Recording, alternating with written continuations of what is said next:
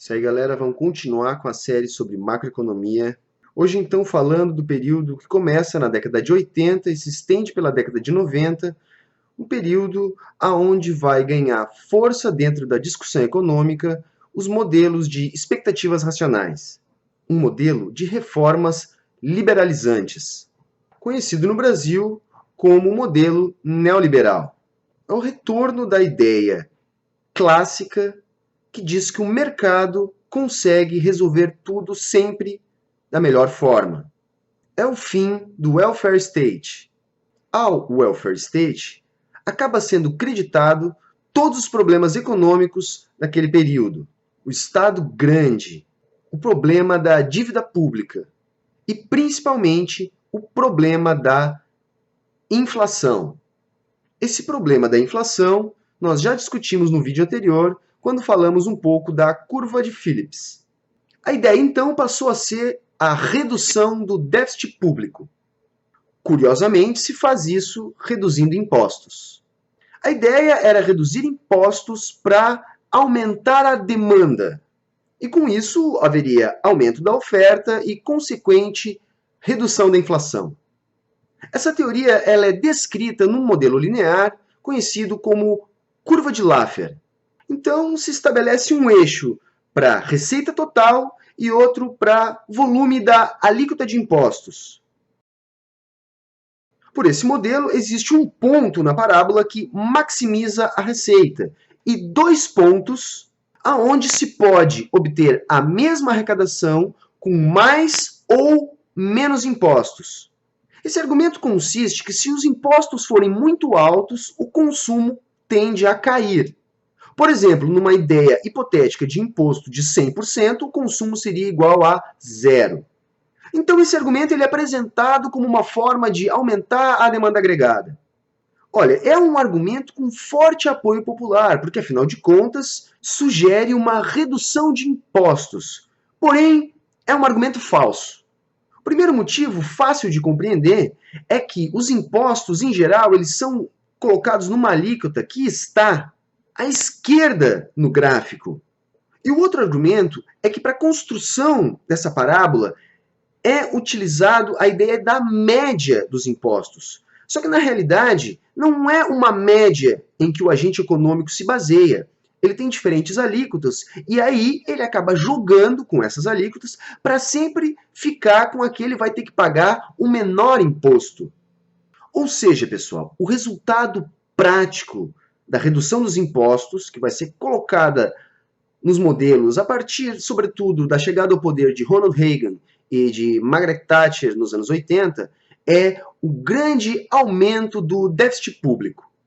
Houve sim a redução da inflação, mas essa foi causada pela desaceleração da economia. Com o fim da Seguridade Social, houve uma pressão deflacionária sobre os salários, o que justificou a redução de demanda e consequente redução da inflação. Mas aí nós vamos ter um acontecimento importante para os desdobramentos do debate econômico. O Federal Reserve não aceitou financiar esse aumento do déficit público nos Estados Unidos. Para fazer esse financiamento, então, ele exige uma maior taxa de juros. O que quer dizer isso? O Fed ele não usa esses títulos para aumento de base monetária. Ele vende esses títulos no mercado. Então isso faz com que haja essa grande elevação na taxa de juros. Um parênteses que a gente faz aí é que essa elevação brusca na taxa de juros é a que vai levar à falência os países da América Latina, como o Brasil, provocando a crise da dívida externa. Lógico, era uma dívida em dólar que vai ter um aumento de 6 para 16% ao ano. E o Brasil não vai conseguir pagar. Temos que analisar que, nesse momento, o mundo ele já crescia devagar, sobretudo por causa dos altos juros americanos. O debate acadêmico, nesse momento, dava voz àquela teoria proposta pelo Friedman, lá quando ele se contrapõe à ideia da curva de Phillips. A ideia é que se baseia numa taxa de desemprego natural no capitalismo. A curva de Phillips, que de certo modo corroborava a tese keynesiana, e que eu falei no vídeo passado. Nesse sentido, está havendo no mundo todo um grande processo de desregulamentação do setor financeiro e do setor bancário. Essas medidas elas vêm, de um lado, com a eleição do Reagan e da Thatcher, que chegam ao poder com o discurso contra a alta inflação e as antigas políticas do welfare state, e também devido a esse debate que é trazido para dentro da academia de economia, aonde ganham expressão os defensores dos modelos de expectativas racionais, que na prática é um retorno à teoria quantitativa da moeda, é um retorno ao pensamento clássico, do Brasil conhecido como pensamento liberal. E que a gente não pode confundir, porque nos Estados Unidos é conhecido como pensamento conservador. Os liberais lá é a ala da esquerda. Na questão prática do mercado, temos que levar o seguinte em consideração.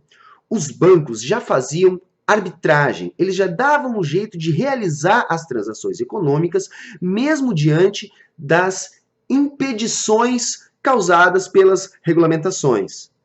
Um exemplo prático disso é a questão do euro-dólar. Era utilizado o dólar como moeda para as transações na Europa, só que os bancos centrais da Europa não legislavam sobre o dólar. Do mesmo ponto que, sendo essas transações realizadas na Europa, o Banco Central que regulamentava o dólar não tinha poder de regulamentar essas transações justamente pelo fato delas não ocorrerem nos Estados Unidos. É apenas um exemplo das N formas de arbitragem que os bancos tinham como prática nesse período. Ou seja, é um momento da economia onde as trocas entre o comércio internacional e as trocas de capital dentro do sistema financeiro internacional crescem rapidamente. O mundo todo já opera com câmbio flutuante e não existe mais padrão ouro. O padrão ouro ele acaba lá por volta de 1933. Contudo, ele se reorganiza em 45, quando o dólar adota uma memória a ouro e o dólar é utilizado como moeda para o comércio internacional, ou seja, todas as moedas acabavam tendo uma memória atrelada ao dólar, que por sua vez era ouro. Isso de 45 em diante. Então o mundo acabava operando com taxas de câmbio fixas, e isso acaba em 1971, quando o dólar perde a paridade com o ouro. Então, nesse novo mundo financeiro, acaba a separação entre os bancos comerciais e os bancos de investimento. O capital ele assume uma nova forma. Sendo assim, como os bancos, apesar das regulamentações, faziam arbitragem, as autoridades econômicas compreenderam que era melhor liberalizar o sistema para evitar lucros ainda maiores do sistema bancário com essas arbitragens. Então, por exemplo, os depósitos à vista também passam a render juros. Reparem, até então, o número total de bancos na economia era fixo.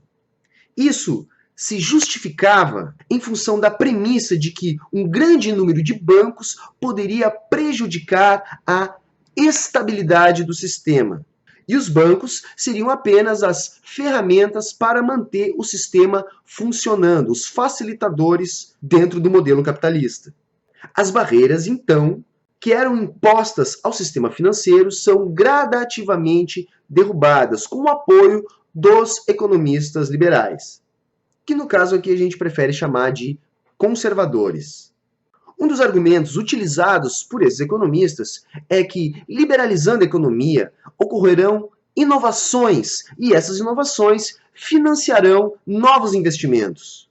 Também, liberalizando a questão dos juros, os economistas conservadores argumentam que com maiores juros, maior poupança e, portanto, maior investimento. O que a gente sabe não se corrobora de acordo com a teoria keynesiana. Nós já falamos sobre isso em outros vídeos da série. Para Keynes e seus descendentes, quando você aumenta os juros, você não aumenta necessariamente a poupança. Para os keynesianos, a poupança é uma função da renda. Para os liberais, é uma função da taxa de juros. Só que os keynesianos argumentam que a taxa de juros apenas vai determinar aonde vai ser alocado o capital e não o quanto de capital que vai ser alocado. Então estamos falando desse mundo econômico que surge nos anos 80 e 90. Um mundo de câmbio flutuante, metas de inflação e liberalização financeira. No debate econômico, se chegou à conclusão que é inócuo tentar controlar a base monetária. Isso tendo em vista que a grande fluidez de capital que ocorre entre os bancos e a subsequente reprodução do dinheiro e a existência de N ativos muito líquidos na economia tornam o controle da base monetária ineficiente. E aí os economistas buscam um retorno à teoria quantitativa da moeda. Outra que nós já falamos aqui na série, que diz que M igual a KPY. Ou seja, moeda igual à velocidade dos preços em função do produto. Então, se tem aquela ideia de que o M, ou seja, os meios de pagamento, ou a taxa de crescimento dos meios de pagamento, é o inverso da velocidade de renda da circulação da moeda, que, lembrando, se supõe ser uma constante. Isso é fundamental, é uma premissa dessa mecânica. Mais a taxa de crescimento dos preços, mais a taxa de crescimento do produto. Na prática, o que o Friedman está dizendo é que os meios de pagamento devem crescer no mesmo ritmo do crescimento da economia. Ou seja, dos preços e do produto. Só que isso leva a uma outra pergunta. Qual é o M que a gente está olhando para tentar equalizar? Nós estamos falando de um mundo de ativos muito líquidos, não só do dinheiro. Por exemplo, títulos de curto prazo são ativos muito líquidos. Por isso que se muda aquela ideia de controlar a base monetária para se controlar a taxa de juros. No caso, a taxa de juros de curto prazo, que aqui no Brasil é a taxa Selic. Enquanto a moeda era mercadoria ou tinha uma memória ouro, como até 71, a moeda continuava sendo a reserva de valor mais segura. Daí em diante, a partir da implementação total da moeda fiduciária, a reserva de valor mais segura passa a ser os títulos públicos.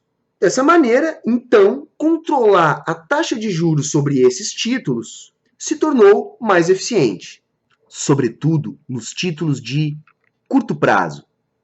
O que a gente nota, então, é que o modelo keynesiano sofre uma influência da preferência pela liquidez. Pela tabela ISLM, um juro alto desencoraja a manter o dinheiro em caixa. Porém, nesse caso, o dinheiro pode ser um ativo muito líquido e de juros altos, como no caso dos títulos públicos. Ou seja, se procura delimitar quanto você é remunerado para não correr risco com o seu capital. Porque mesmo se os liberais estivessem certos e os juros conduzissem à poupança, desse caso também desencorajaria aos riscos do investimento na economia real. Ou seja, ficamos no ciclo da preferência pela liquidez. Então, se controla a taxa de curto prazo. Se controla as vantagens de ter dinheiro. Se inicia o sistema de metas de inflação. Então, se assume que a política monetária não tem mais nada a ver com o desemprego. O Banco Central passa a ter apenas um instrumento. Então, objetivamente, ele vai poder controlar apenas uma variável. E, nesse caso, essa variável é a inflação. Essa situação é sistematizada nos modelos de expectativas racionais. Sargent e Lucas vão argumentar que não adianta elevar os juros para controlar a inflação. Dizem que se os juros reais forem mais altos que a taxa de crescimento da economia, serão impagáveis. E aí o governo vai se financiar ampliando a base monetária, emitindo dívida. Lembrando que, segundo a teoria liberal, onde está ancorado o modelo de expectativas, um aumento de base significa inflação, de acordo com a teoria quantitativa da moeda. Desse modo, os agentes econômicos entendem que essas medidas vão gerar inflação, e assim o mercado imediatamente reajusta os preços, provocando inflação hoje, projetando essa inflação que é do futuro. Sendo assim, eles argumentam que a política monetária é inócua quando a dívida pública é muito alta. Isso hoje faz sentido porque temos uma economia altamente financiarizada que não tem uma relação direta, objetiva com a produção. É um mundo que trabalha com as expectativas em relação à produção e ao consumo. Sendo um mundo que trabalha exaustivamente com expectativas, se faz necessário colocar, sim, essas expectativas dentro dos modelos econômicos. Há de se levar em conta também que quando muitos agentes econômicos direcionam suas ações no sentido de determinada expectativa, essa expectativa tende a se materializar. Existe uma crítica interessante a este modelo, que é o seguinte: toda essa construção se baseia no fato da moeda se comportar segundo a teoria quantitativa da moeda. Só que, para a teoria quantitativa da moeda se verificar empiricamente, há de haver alta inflação e a economia não pode estar estabilizada, como nós já discutimos nos vídeos anteriores da série. Se a moeda estiver estabilizada, o trabalhador sofre de ilusão monetária.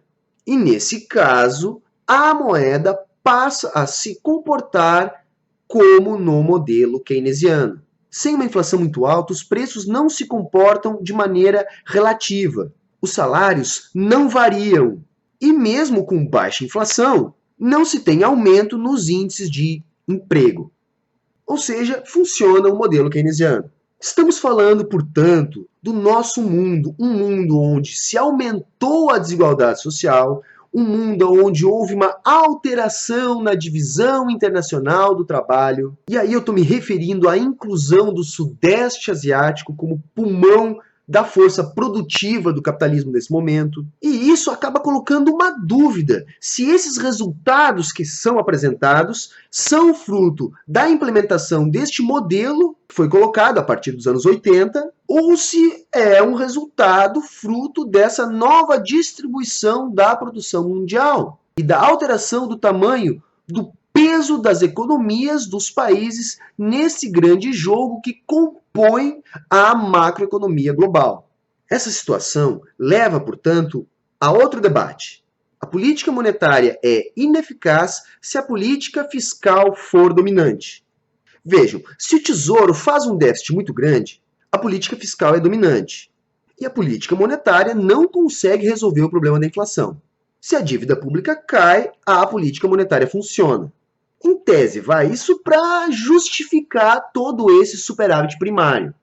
Dessa maneira, se argumenta que um Banco Central independente pode imprimir títulos do Tesouro Nacional, impedindo o controle de meta fiscal. Isso aconteceu lá na crise de 2008 nos Estados Unidos, quando o Federal Reserve criou uma dívida de $1 trilhão sem qualquer autorização do Congresso ou do governo americano.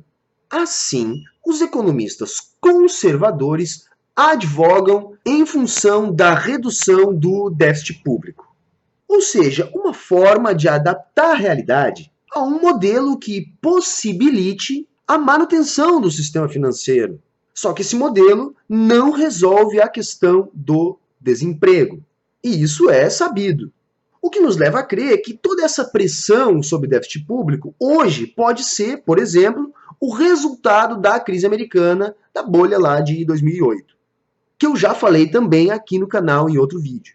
Ou seja, diferente do que estão lá argumentando Lucas e Sargent, não é o déficit público que atrapalha a política monetária. É a política monetária que incomoda o déficit público. Então estamos num ponto hoje que se discute se o problema é monetário ou se é um problema fiscal. É aí que estamos hoje dentro do debate econômico da academia.